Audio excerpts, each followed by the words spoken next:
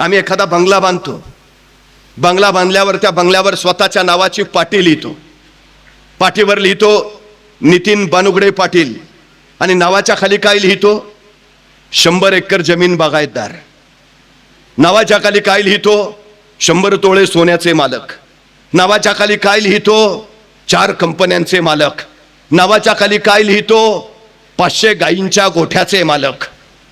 बघितली अशी पाटी कुठं घरावर? नाव लिहिलंय त्याच्या नावाखाली हे लिहिलंय. काय लिहिलेलं असतं नावाच्या पाटीवर? नावाखाली MBBS, MD, MS. तुमच्या नावाला किंमत तुमच्याकडे किती संपत्ती आहे याच्यावर नाही, तुमच्या नावाला किंमत तुमच्याकडे कुठली पदवी आहे, किती शिक्षण आहे याच्यावर मिळते. ही गैली गोष्ट लक्षात ठेवा. स्वतःला किंमत मिळवून घ्यायचंय ना, स्वतःला मोठं करायचंय ना, नावाखाली पदवी येऊ द्या. त्या पदवीसाठी ही 2 वर्ष द्या बस.